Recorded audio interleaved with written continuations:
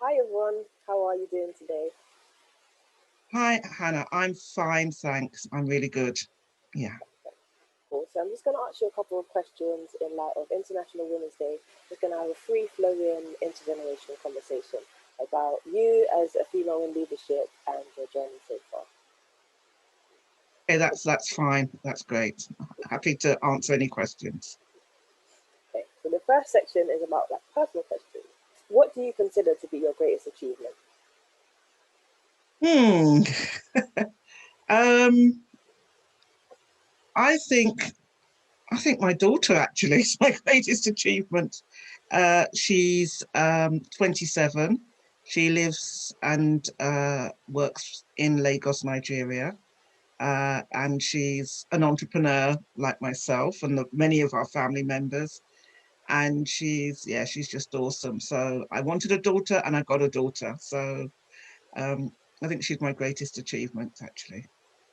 Oh, I love that. I love that. What's your most memorable experience as an entrepreneur? Um, I think really just being able to put my idea or ideas into action and seeing them happening. I don't think there's one particularly memorable experience, because I've been an entrepreneur for 25 years now, since the mid 90s. Oh wow. Um, so there's so many highs and it's difficult to think about one. Um, and I think it's also just when you put something out and it comes back and it happens, that it's about the ideas into action. But if you say, actually, we want to do this particular thing, and we just fight, we kind of put it out, we talk to people, and it starts to manifest, it starts to unfold. Those are really memorable experiences. Like I remember when I ran my company, we wanted to do women's leadership training, and we put out a flyer actually to a number of organizations. And then we got a really big contract with a local authority to run leadership training for Black, Asian, and minority ethnic women. Um, and, it's just like, wow, this thing is really powerful. Mm, It's been also like we need an office, and then an office comes our way through just series of extraordinary events. mm, So it's really sort of, yeah, it's what manifests in terms of what from your business ideas, that's really memorable. And yeah, that things, if you set your intention, things happen. Yeah. mm, mm. I like that. Cool. So you said you've been an entrepreneur for like 25 years. Do you think the space has changed, and how do you think it's changed? Do you think it was easier back in the day, or do you think it's easier now? I think that things have changed. Well, things have changed and things haven't changed, actually.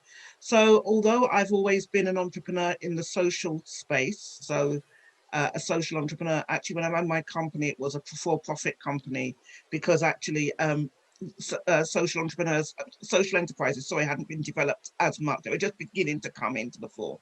So, when I started out in business, there were a lot of Black business. Networks and spaces of Black European Federation of Black Women's Business Owners, African Caribbean business networks. A lot of those sort of really quite tight and influential networks have dissipated.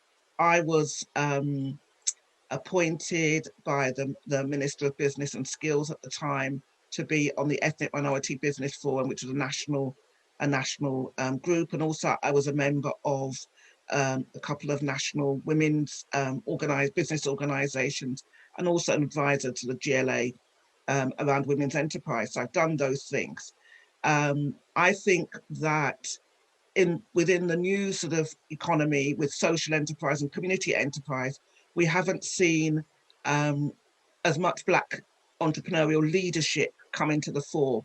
I think that there's a lot of space still for Black and minoritized communities to really have a voice within the social enterprise sector and community enterprise sector. It's still mainly white, middle class, male, and then female. Um, our businesses in the social enterprise sector seem to be smaller, younger.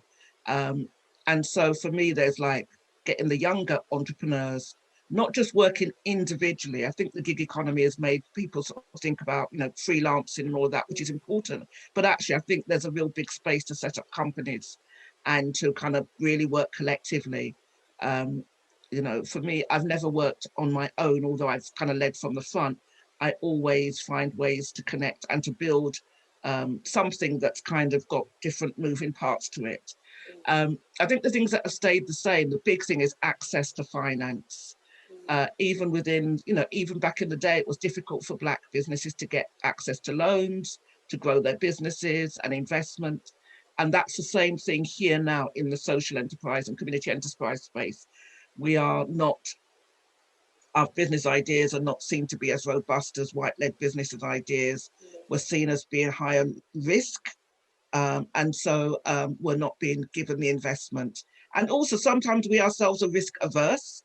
We're thinking, oh no, we don't want to take a loan. But actually, if you're in something for the long term and you've got a really good business proposition and you've got a trading history, then if you need to grow, you might need investment.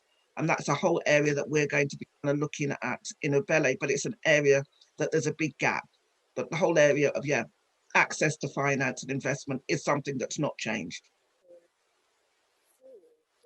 Yeah. Yeah, you raised some really interesting points. Do you think that's a thing of, because I know for me as a young person who has ideas and wants to like really do a lot for their community, sometimes I find it hard to ask for help or to access finance in the sense of I prefer to save up the money myself. So, like, what are your thoughts surrounding that and surrounding Black people not wanting to access finance or not wanting to ask for help? The thing is that a lot of people, well, let's start again. A lot of white people will ask the bank of mum and dad or grandparents for help. Okay, they'll go and say, "Oh, I need, a few £1,000s to start this idea. Can you, loan it to me, and I'll pay you back," which may or may not happen. I think within our communities we do lend money informally, but it may not be such large amounts of money because we may not have access to that level of finance. I think that if we don't make strategic investment decisions, like kind of consider, when I say strategic, I mean sort of that kind of come from a place that is not just a knee-jerk reaction. I've got this great idea, I want to put it into action, and give me the money kind of thing, either from our own family members if they have it, or from investment institutions. I think that we need to really think again about what is this idea that I have? Have I tested it out? Does it have does it have growth potential? And also, am I in this for the long term? Because you might decide today you've got a good idea, you do it for sort of 2 or 3 months or 6 months, and you give it up and try something else, and you give it up and try something else. In my experience, that never helps anything grow. It's like a plant. If you plant a seed and you water it today and then decide not to water it next week, and then you water it sort of 3 weeks later, well, actually, if you get a plant at all, it's going to be pretty rubbish. It's going to be pretty weak. It's going to be, it's not going to thrive. So you have to, I think, if you've got a really good ideas and ideas that can have some gravitas and some weight and grow, take time to shape. Enterprise is not for the impatient because it's a rocky road. You have to really decide that I'm going to pay attention to this every day. Even if you're working full time and you've got an idea, spend an hour a day on it in the evening or get up early in the morning. And I think that you will see this thing begin to grow. And if it begins to grow and has some sort of element of, if it gets legs, then actually you can think about, well, actually, because it's often about how do I take that next step to either employ myself, give up some of my day job, or give up, all of my day job, and then also get that next step to employ somebody else. Yes. And sometimes, you could say, well, actually, I need, I don't know, £15,000 over 3 years to employ, or £15,000 a year over 3 years to employ an intern to work with me 2 days a week or something. It doesn't have to be a lot of money, but it can actually take you to the next level. And if you have to save up £15,000, if you're working in 0-hour contracts or short-term contracts or whatever, it's gonna, by the time you get to that level, you're going to, you're going to get bored with your idea, or somebody might have stolen your idea because nobody really has an original idea or whatever. So sometimes it's about saying, I'm taking a calculated risk and I'm going to get some money into the business. And then I'm going to be diligent about how I spend that money and how I work on the idea, and that I'm not going to give up when the going gets tough. Great and wise words, honestly. It's like spoke to me. But so, like, what stood out to me about what you said was consistency and like putting in the effort to do that all the time. So, what things do you do daily to grow as a leader? So what do I do to grow as a leader daily?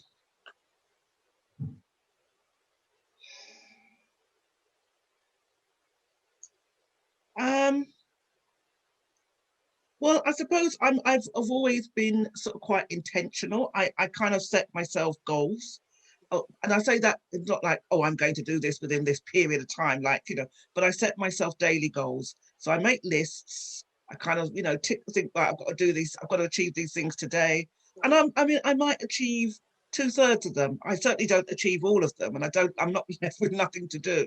But I think it's the sort of, I think I'm quite focused and intentional, and follow things up and follow people up. Yeah.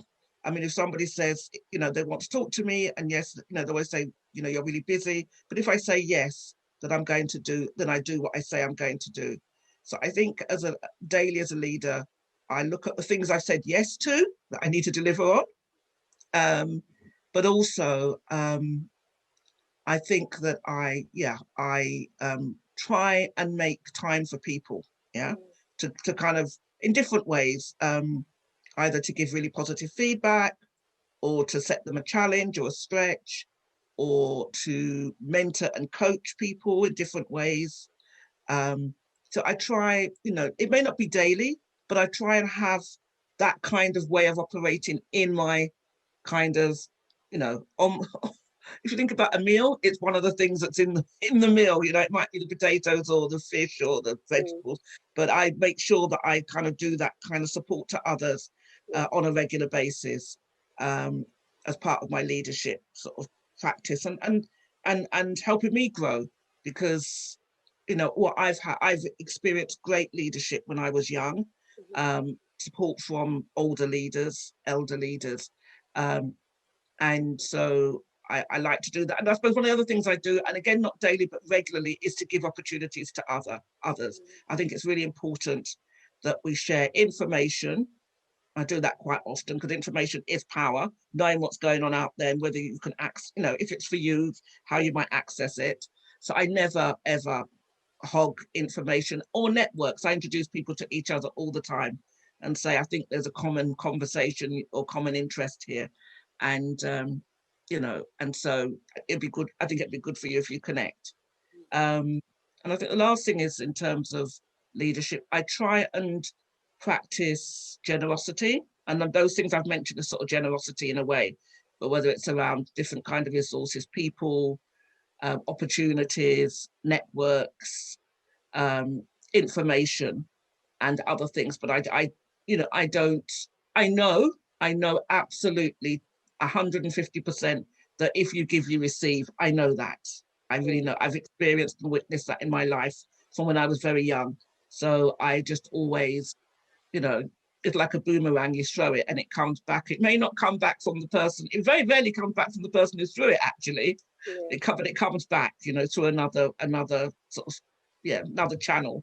And that's how sometimes you achieve your own dreams and aspirations as a leader. Yeah. Things come back to you. Yeah. Like that. Things come back to you. Boomerang effect. They do. The more you give, the more you receive. Totally. I've just had, every year I can say what's come back, what I've received, just the great, but I also I like to give, and I have to give, it's just part of who I am as a person. Yeah. It's so important. And it's so funny, a lot of people are focused on what they can gain from others and what they can take. And I'm thinking, sometimes it's like someone, if you gave more, or if you showed more, or expressed more, Or if you were more focused on what you could do for other people than what they could do for you, it would turn round in tenfold. And it's just like, Yeah, absolutely. And the thing is, you know what, I mean, you know, one of the things that I know is that, you know, we are human beings are very astute. So actually, we know when people are trying to take. mm, You immediately hear it in a question that's being asked or whatever. mm, Or sometimes it's in even the body language. But you know, thinking, you know, why is this all about you? You mm-hmm, know, and so even if it's coated, sugar coated, you know, we're astute. We can sense, mm, you know, that this is actually there's an intention here, which is quite selfish in a way. But you know, I mean, so just I think generosity is far more liberating. Actually, it's mm. liberating. No, yeah, and it comes back. Yeah. Okay, leading on to that, people who are a bit like borderline selfish, and those people are like, "Hi, how you doing?" But they're just like, "Oh, can I get this or can I get that?"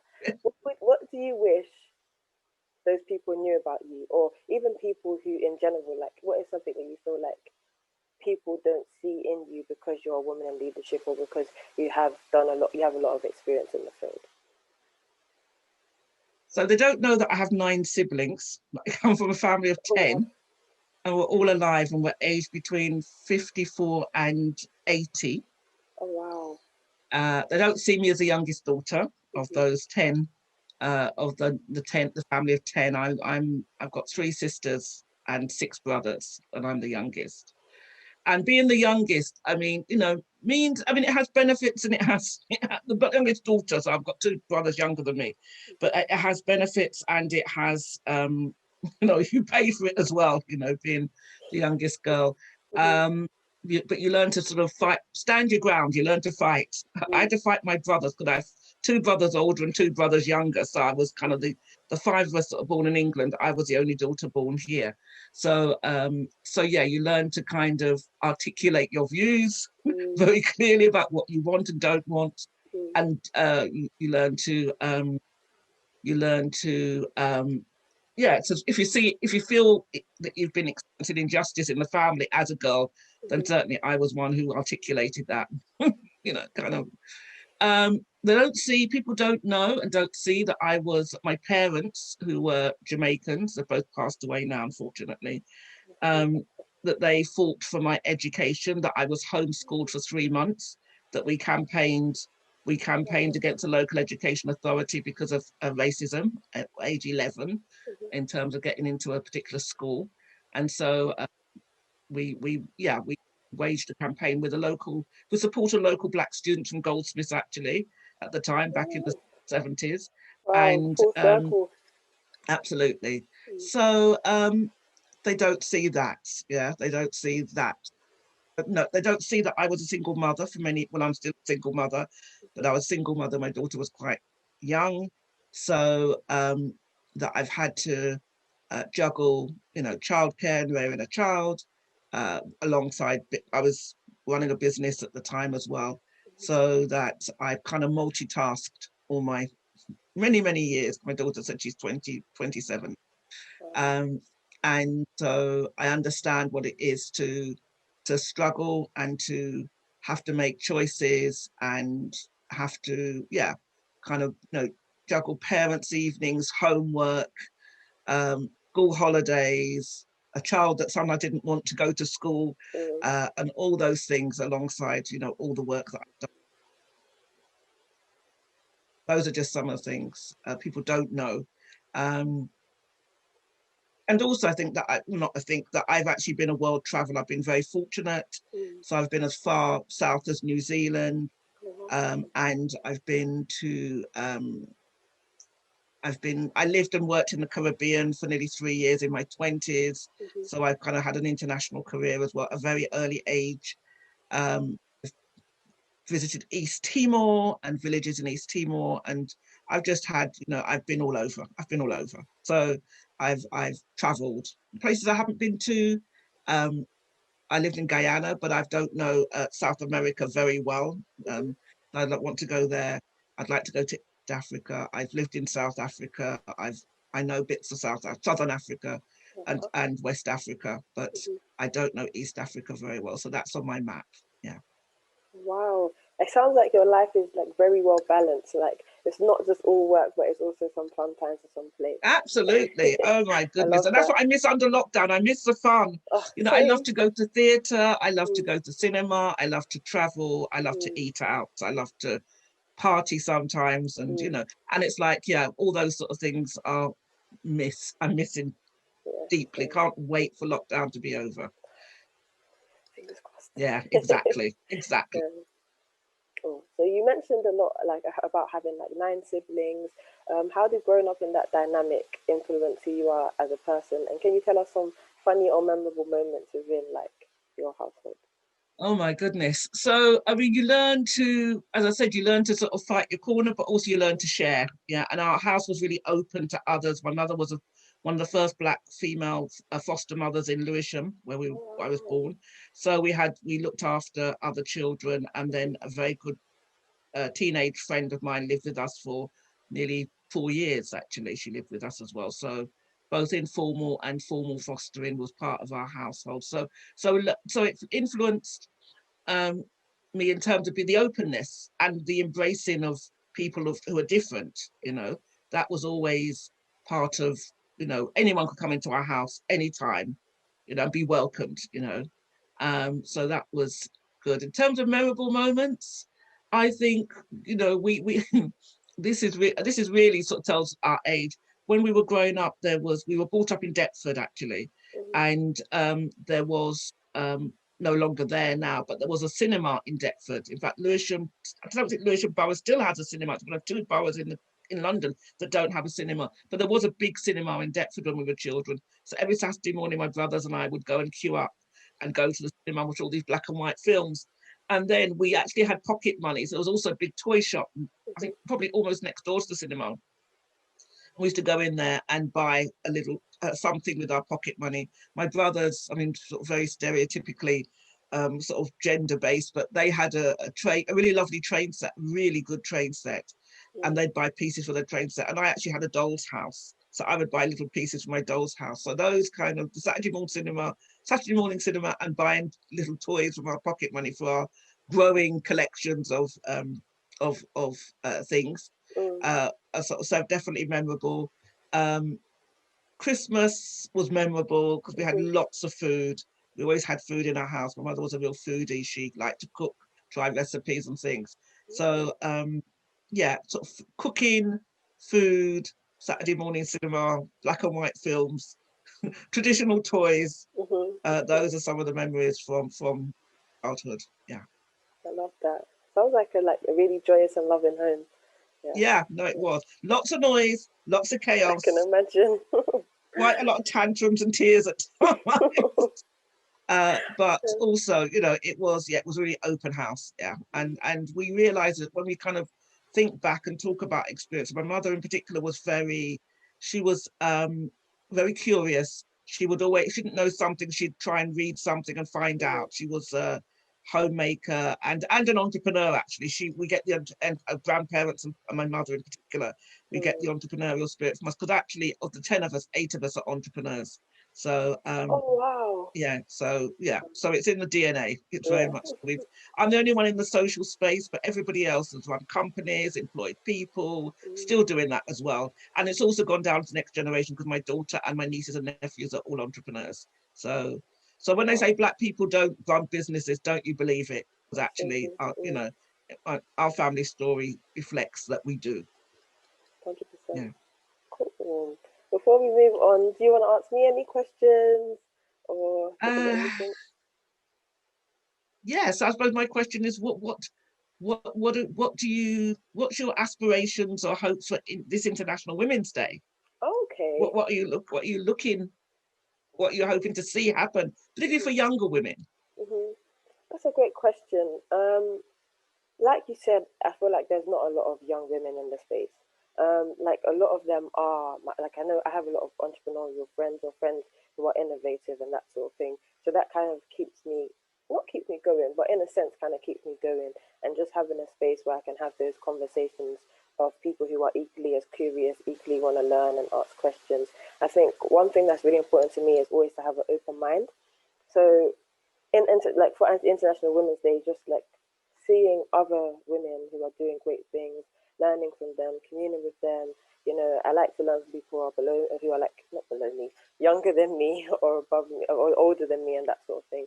So, so what I do for work is I'm a youth co-lead in a project in Bexley, and I don't think the young people really understand how sometimes they will say something, and I'll be driving home thinking, oh wow, that was something I needed to hear. So I think just taking that time in the sessions around International Women's Day to really highlight how they are influential women already, despite their flaws and despite them having needing support and needing that extra help. Just helping people to understand that even in your imperfections, even when you're scared, you can still help and encourage others. That courage isn't the absence of fear, but it's just moving forward despite having those fears and trying to overcome them. So yeah, I'm very, very hopeful. I really like International Women's Day. My mum, who's no longer here, she was a really influential woman in my life, and like you said, there was kind of an open house policy for us too, in the sense of my mum was a social worker and my dad was an entrepreneur, but he also done a lot of work in the church. So there was just always people here. You know, my cousin, when his mum got ill, like he lived with us for years, and it's just this thing of it's like a family, and it's like, okay, what can I pick and what can I choose from this, and what can I take, and what do I want to carry into my future, and what do I want to leave behind, that sort of thing. So yeah, International Women's Day is a big thing for us because we have some strong women in our family who have been really influential to my journey. Yeah. Right, right. Cool, cool, cool. So how did you get the idea and or concept for the Abele initiative? Mm. So, I mean, I was working with a consultancy firm, and they introduced me to a lot of sort of really creative uh, ways of facilitating change in communities, and kind of really trying sort of creative ways of really looking at systemic issues. Yeah. And one of the ways that you sort of start that process really is often through kind of having a question. And Mm-hmm. after about a year of working with them, I realized that I had a question. I was curious about the sustainability of Black communities in this country, partly because my parents, when they came here in the 50s, their plan was always to go home after a few years, and they never realized that dream. And now we're fourth generation in our family. I have a great nephew, sorry. Um, I began to think about, well, if we're not, if this is home, I mean, we have other homes as well that we kind of navigate, but if this is sort of one of our kind of main own homes, and some people in my family see this as their only home, whereas others see this as one of two or three homes. Yeah. mm, So I was thinking that we need a plan B, because if this is home, then what do we need to do to become really, really strong communities here as Black community? So that was a question that I kind of was curious about. I wrote a paper back in 2010 called My Big Question, which was this. And then I worked with a young woman called Rachel Keynes, and we developed a concept note. She just finished her master's at SOAS, and so she worked with us worked with me for 4 or 5 months before she went back to Trinidad to conceptualize Ubele. mhm, So the idea of Ubele was always going to be an international entity. It was around leadership and community asset building, so leadership and community spaces and so on and so forth. Because we also we started having these conversations for about 3 years. We were just doing these informal conversations in the community, and things that were coming up was that our leaders are getting older, my age and older, because I stand on the shoulders of giants who are now 80, 90 years old. Some many have passed as well. And also that we were losing some of the iconic community spaces that we'd achieved and been given or bought in the 1970s and 60s. So we needed to save those. So that's what we were hearing through those conversations. And so we realized that that would be our sort of mission, really, around community assets, community wealth building. And so we wrote a report in 2015 called A Place to Call Home. We're just about to do another piece of research, Place to Call Home 2.0. And we started sort of working in London and Manchester with groups that have spaces but wanted to secure them, and also around leadership. And we've done all sorts of leadership programs over the years. So the idea really came from, a sustainability, a community sustainability question that I was curious about. And the rest is history, really. It's not been a straight journey, as you know. It's, I mean, obviously we met when I was teaching at Goldsmiths back in 2014. And well, I went back to Goldsmiths in 2014. I was there in the 1990s. And actually, one piece of advice actually for any entrepreneur is don't give up your day job until your idea has legs, real legs and traction. Because I've both times round when I've set up an enterprise, I've had, in fact, it's really weird, again, full circle. I've been working at Goldsmiths. I worked at Goldsmiths in the 1990s to 2000 for 4.5 years. And then I was there 6 years this last time. So, and as a business grows, you then realize that you're kind of working 7-8 days a week and, working 24/7. And then you sort of say something has to give, and then you can leave the day job because you know that you can pay yourself an income from the business. So sustainability of communities, community wealth building, leadership. And we spent 3 years just in informal conversations, being really open, not having any set agenda about those conversations. It was like, what are people hearing? What are the needs? And the needs were for the younger people, as well as also there's an area that we're going to be paying some attention to in the next couple of years about the elders. What are the needs of our elders? Not just the social care needs, because that's a whole big area, but also how do we move into eldership? And what does that mean in terms of people who work in communities who then become the elders? How do we pass the baton? Because Ubele also, it was designed as an intergenerational organization. And so it's important for people like myself and others who are at the tail end of their careers to move out the way and bring forward the younger people. I like that a lot. Okay, so leading from that, how do you think we can have more horizontal learning? So like, elderlies to the mid-gen to the younger people working alongside each other, and like, what's next? So what do you think can be done to help young people take the responsibility and take more ownership and leadership, but also so that the older generation feel confident enough to pass on the baton to younger generations? I think it's still a kind of process that we're just beginning to explore. And in fact, in the last year, I was thinking the other day, I thought, well, actually, Ubele now, the core team of 10 of us, there's actually, I think, 6 people in the core team who are under 35. And that's just happened organically, organically as well as intentionally. And of course, the young leaders work, the young emerging leaders work is growing as well. And in fact, from the beginning, we had, when we had our first member of paid full-time staff, it was a young woman actually who came as an intern for a year.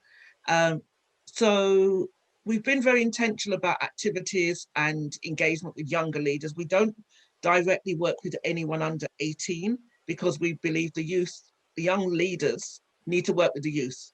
I'm too old to be working with a 15-year-old. I'm sorry. we might have some things in common, but I think I think it's, when somebody calls you mummy, I think it's time to leave, really. So, I'm like, no. So I can just about cope with auntie, but mummy, no. So the thing is that we were, the elders, which is where Ubele started, were always keen to make sure that the younger voice was there. I think the next couple of years will be really interesting because we're kind of growing, we're learning and we're growing the organization in terms of younger people, young adults. And I think there will be some challenges about passing the baton. There's no doubt about that. I mean, it's not going to be a smooth process, but the fact that we're in conversation about it. And one of the things I want to do in the next couple of years is actually to sort of try and distill what's happened, try and make sense of what's happened and try and see if we can create a model. Because it's been very, very emergent and very eclectic. And I think that certainly for myself and for the older year leaders, I think what I would love to see, we've kind of got young adults under 35, and then we've got us who are 50 plus. I think that 40 age group, that middle, I call them the bridging group, we need to kind of build 2 or 3 people in that middle ground who are old enough and experienced enough to kind of take on the leadership of this organization over the next few years, but also still young enough to be able to work with it and bring, to mentor and coach and to bridge with the younger members of our team. And I think we're missing that middle piece at the moment. So I think there's something about how do we create that. And then we've got all three, kind of elements of the intergenerational. Because I mean, if somebody's 30, I'm a generation older than that person in the organization. There does need to be that bridging group that can bring up the younger adults as well as kind of step into the real kind of senior leadership piece in the next few years.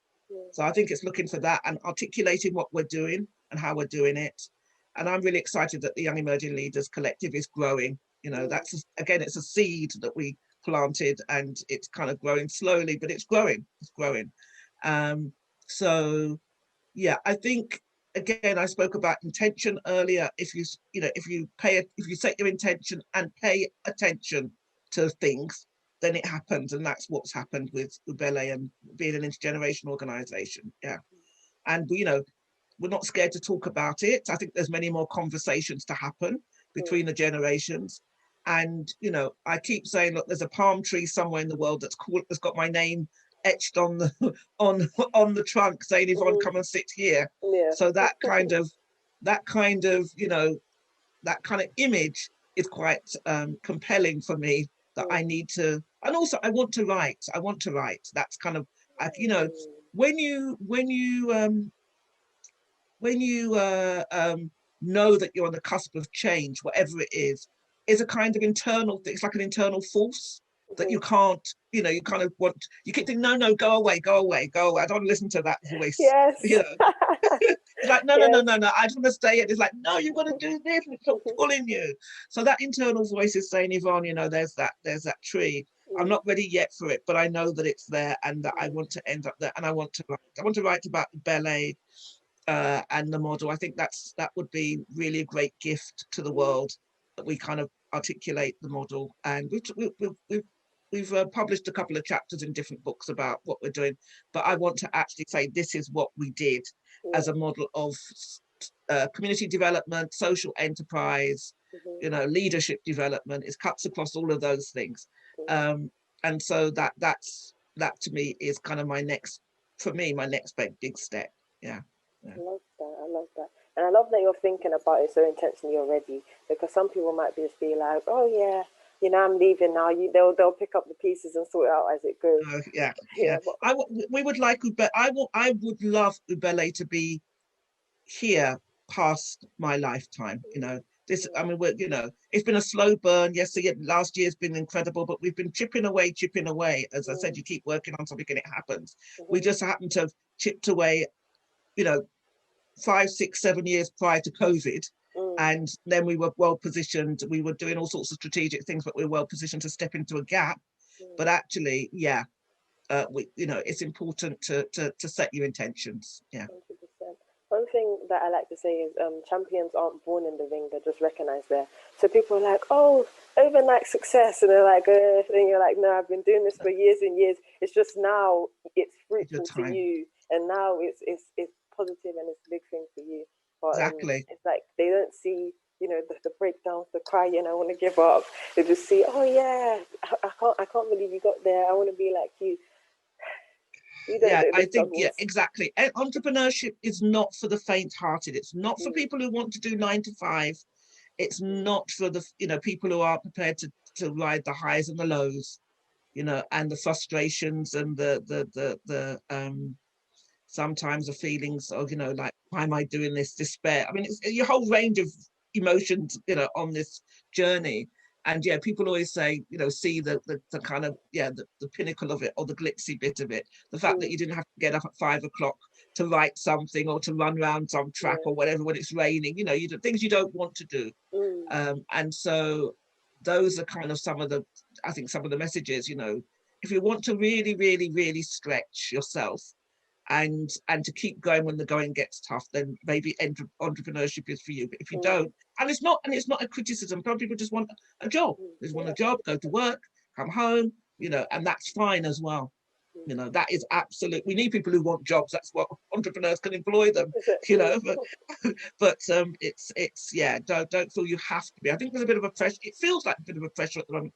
You know, to be an entrepreneur. You know, everyone wants to be an entrepreneur, and it's like don't have to be. 100%. So, like, Yeah. in those times where it's a bit hard and you feel like giving up, what kind of pushes you through and what helps you do that? Well, I mean, yeah, that's a good question. What pushes me through?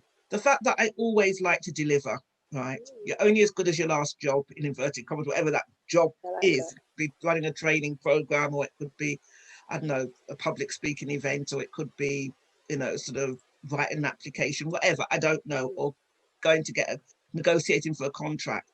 But actually, it keeps me going that I have to, yeah, that I can't say I was good yesterday, you know, that's good enough, because actually yesterday's gone. And you may not be remembered after time. I don't remember what I did yesterday anyway, so it's like today's another day. So I think just sort of taking each day as it comes, sort of saying that you have to be on the top of your game each day. um but that some days you won't feel like that, and that's also okay. That's also okay, because it's hard. It's a hard graft. I think having other entrepreneurs around you is helpful as well. You know, I've got some friends and family members who are, you know, like, oh my gosh, you know. Especially, I mean, it's great because of actually the younger generation, my family, my daughter, my nieces and nephews who are entrepreneurs. It's great because I get great hints and tips from them, you know, about things like the use of social media or sponsorship and things that I'm not, when the older people are not that kind of up on. Um, so yeah, I mean, I just think that, but also, you know, I think I just carry a very strong sense, a level of excitement and awe, but excitement about what we're doing and the potential for that. So that kind of keeps me going. Although it's like hard, but you can, and also it's about the vision. What's the vision for this? And it's like actually the vision is this, and that's what we're kind of working towards. So that really keeps me going, even if on a day-to-day basis it can be a hard slog.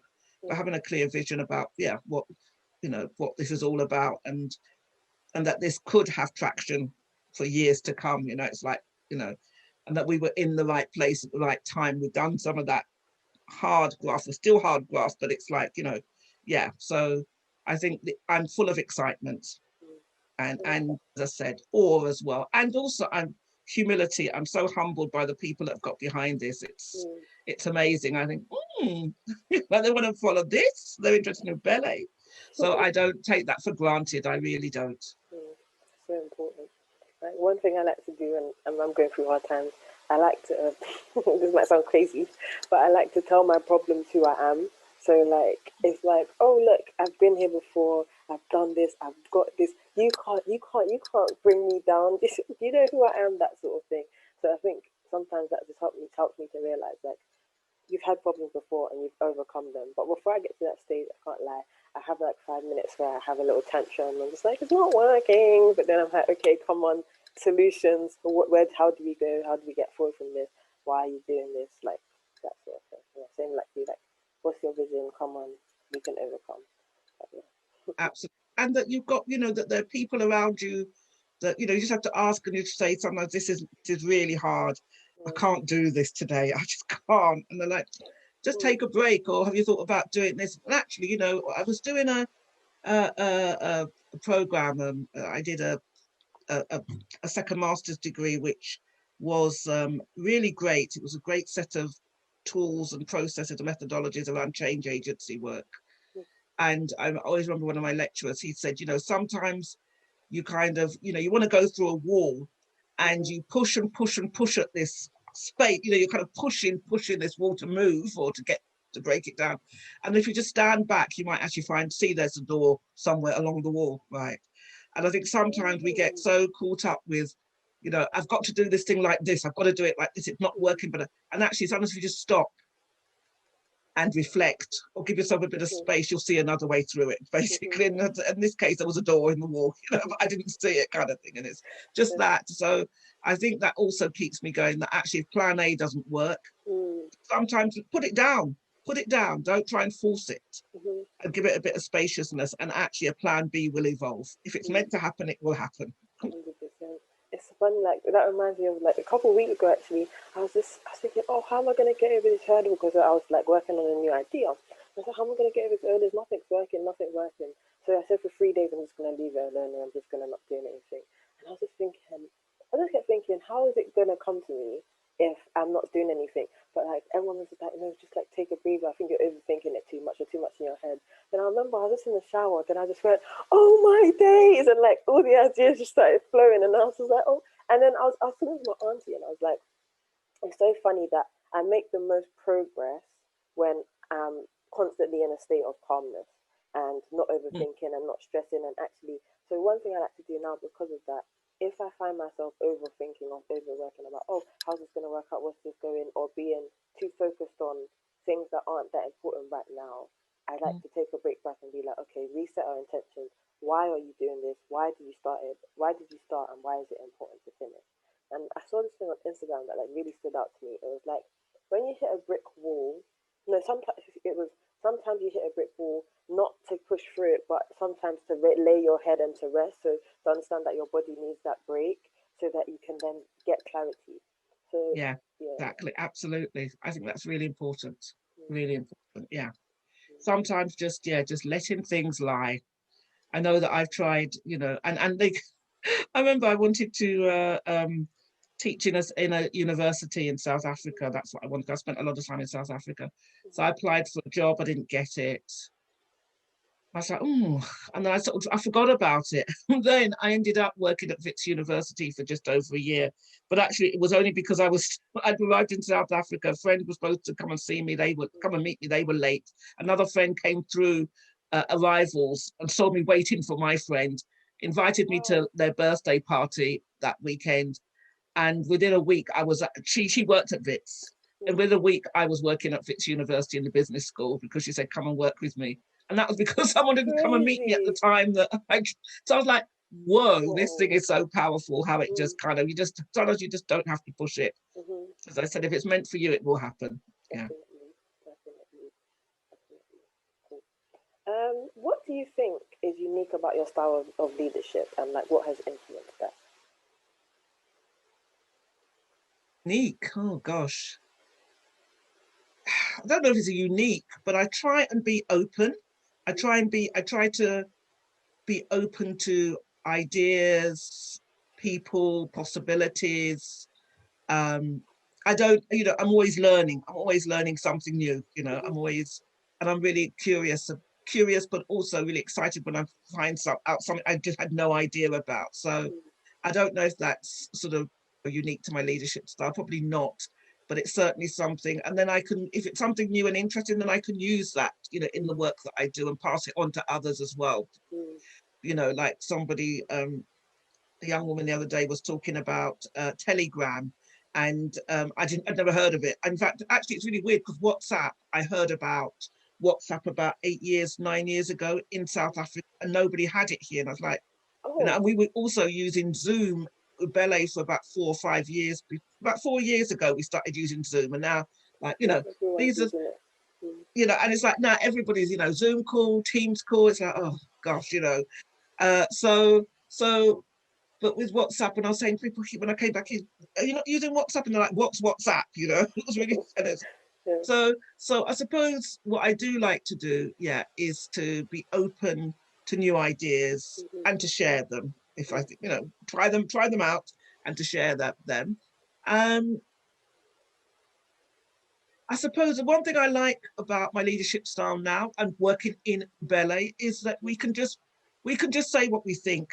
We can't. We're in an environment, a black-led environment. We can, when we want to sort of scream and kind of be really frustrated, we can just do it, and people just kind of accept it if one's having a meltdown or whatever. But it's a really safe space to do that, I love which you that. can't do in white-led organizations. You just can't do, You you can't. can't do. Mm-hmm. So there's a way of communicating, Michael and I in particular, a way of communicating with each other, which is just sort of, sometimes it's because we have Jamaican ancestry and heritage. Other times it's just because we can be ridiculously playful. We're very Mm-hmm. playful. And I think in leadership, you have to be playful. You have to be curious, but you have to be playful.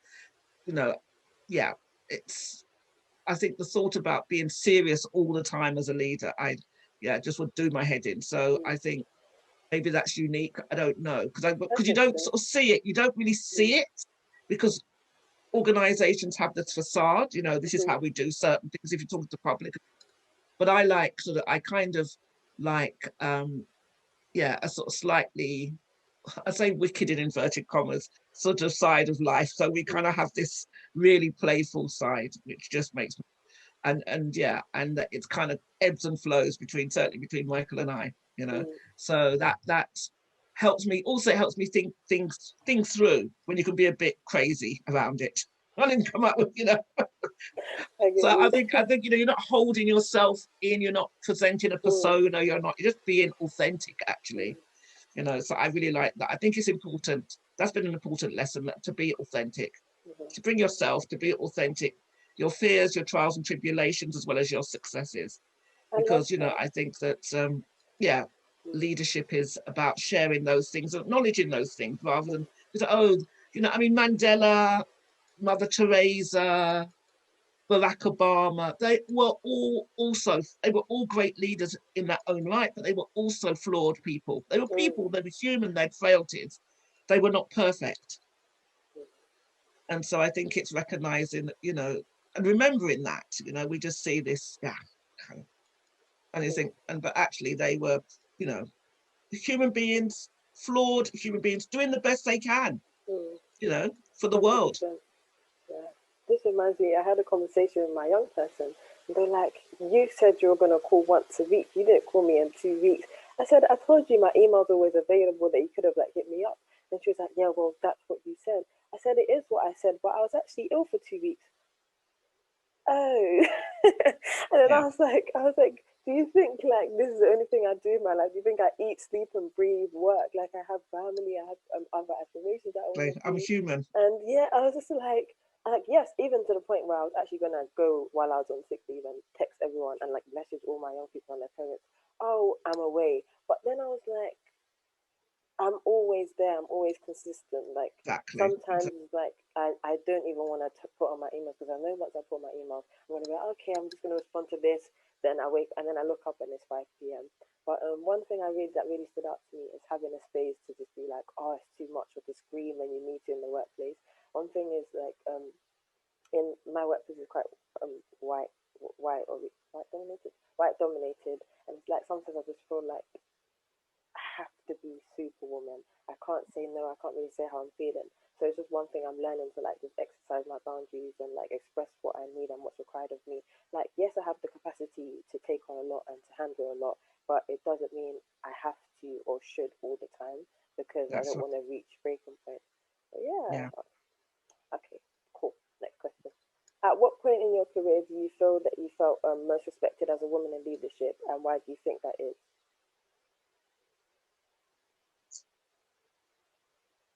I think, I mean, I just, what popped into my head, so I'm just going to say it. I mean, I think that when I was at Goldsmiths with the students, I think I felt respected as a woman, a Black woman in leadership, Mm-hmm. because I think that I was able to bring my experience, skills, knowledge, and insights, both from the work that I do, but also in somebody facilitating learning Mm-hmm. and supporting, you know, adult learning. So it felt like, yeah, that I was really respected in that space as a woman in leadership. Uh, some of the time, no, most of the time, I'd say most of the time. Because I was thinking, oh, there were students who perhaps didn't like me because I was, but I think I've most of the time I felt respected. Um, I think in the work that I'm doing now, I think, yeah, I'm respected in that space. But also when I ran my company as well, I was respected. In fact, it's really weird because I was introduced to somebody about 3 months ago, and they said when we could go out and meet people before this last lockdown, and they said, "Oh, I know you," and I said, "Oh, do you?" She said, "Yeah, I used to work in Southwark." And there were very few Black women consultants working in Southwark at the time. And I was like, oh, so actually, it kind of made me think, well, actually, yes, I was respected. I'm definitely respected in the work that I've done prior to Ubele as well, as an entrepreneur, as a management consultant, leadership development person. And I think that, I think when in my career, I don't know, because you know something is really weird. I mean, I've never charted a career, you know. I sort of think if I had had a career as sort of because you're an entrepreneur, you don't really have a career. You kind of you work in a sphere, you build a company. Yes, you might be the top of it or the leader of it, but it's sort of, I suppose when I think of career, I think, okay, I trained, many, many decades ago in community development and also social work. I did the two paths in one program, which was quite unique. And then I went community development, adult learning route. I didn't go the social work route. But I think if I'd stayed within local authority and then worked nationally, I could have been director of an agency in the mainstream, not-for-profit sector or something. So I would have said I've gone down, down, down, down. But as an entrepreneur, I've not done that because actually I've been fortunate to be able to bring my ideas into being.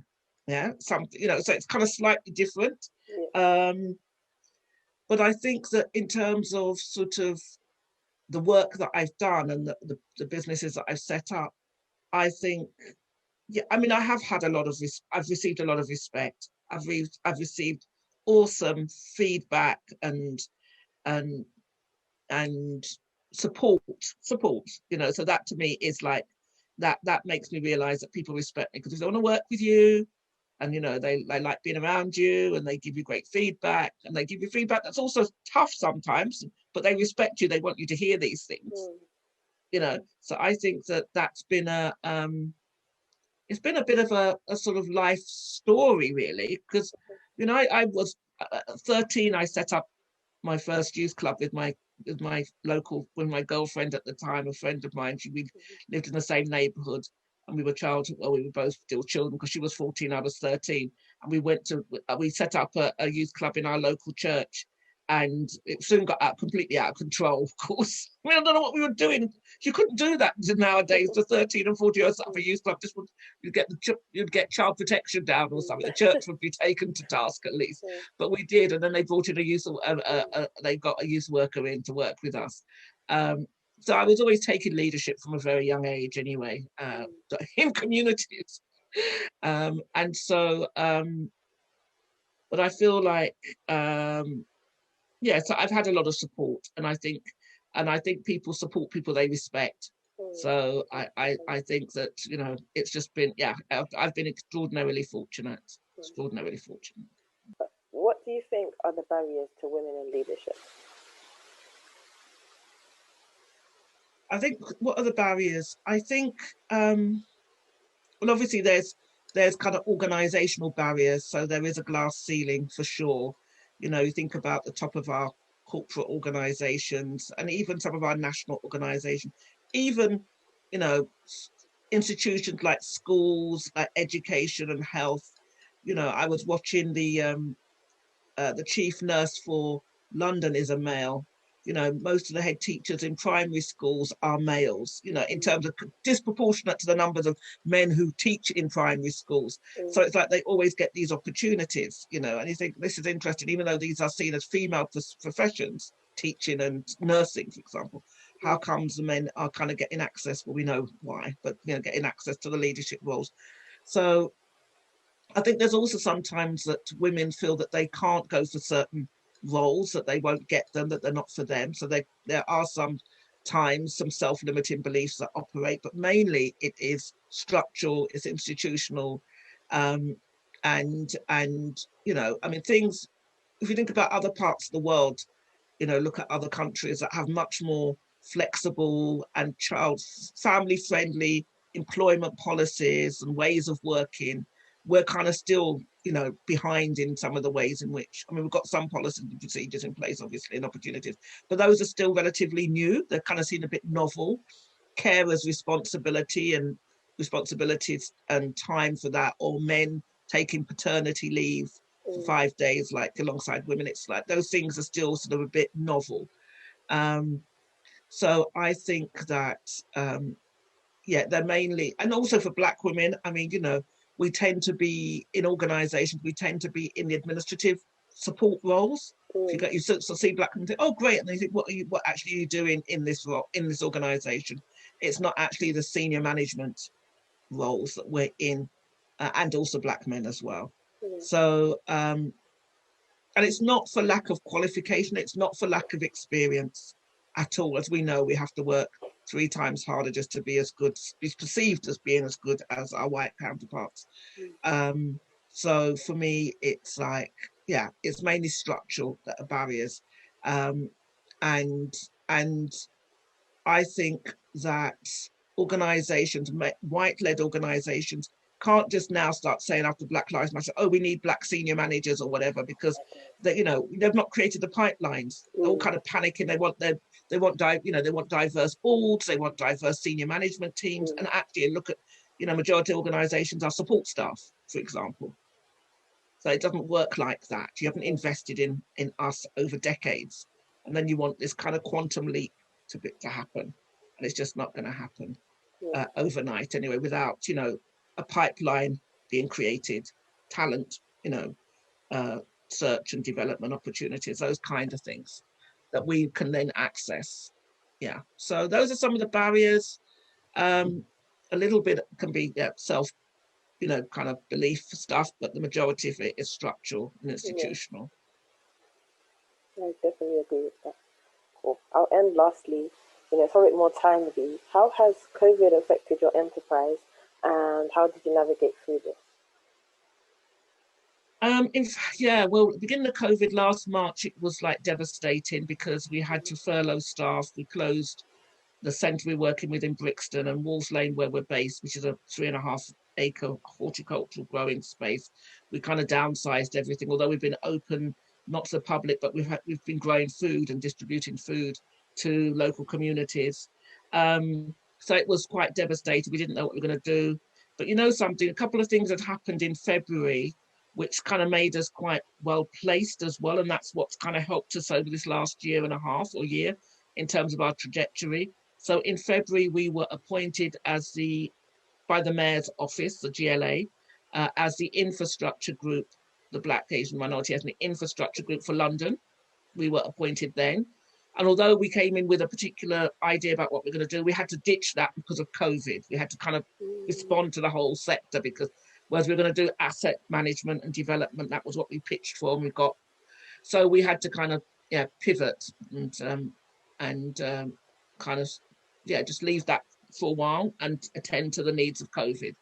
And then also we were in conversation and just about to sign a strategic partnership with Power to Change, who are the national organisation for community enterprise. And so that happened in January, February. And so again, we were able to work with them on some of their grant programs. So we've kind of been involved in altogether with different grant programs, giving away about £13 million this past year, to particularly to Black and minority ethnic communities. So the organisation has grown as a result of that, all those different activities that were kind of set up before. So, but then also we've had, I've had COVID, people in our team have had COVID, people in our team have lost members of their families, particularly in the second wave. I've had many members of my family have COVID over last year.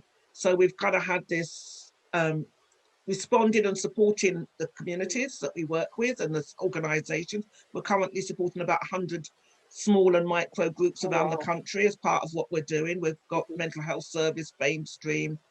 We're doing a project called Navigating Space for Millennials and Generation Z under lockdown, capturing those stories at the moment. So we've been very, very, very, very busy, incredibly busy. We've had to grow the staff team, as I said. So it's been a lot of pressure for the last year, so I'm just a bit aware of, just the toll on the staff, because everybody's tired now. So even though we've kind of grown as an organisation, we've done research and all sorts of things, our profile is really high across the country, but it's kind of taken, it invariably will take its toll because of the amount of work and the intensity of it. And the fact that we have to keep, we're very much on the front line, although we're kind of second tier, we're kind of infrastructure, but we're very much front facing. We're very much front facing. So it's been difficult, but we've been able to do some extraordinary work. We've grown, and even though we've kind of had to contract initially, but then we stepped forward and we've grown. So hopefully we can, as we move into recovery, hopefully will deepen and strengthen the organisation and the work we do, as opposed to contracting. Yeah. 100%. Thank you so much for spending time to talk to me today. It was really, really inspiring and insightful, and I hope everyone else is inspired too. Thank you for asking me, Hannah. It's great to have this opportunity, and yeah, just I hope other people that listen to this, yeah, you know, at least I hope there's at least one or two nuggets that they can take away. Yeah. Okay, great. Thank you. Thank you.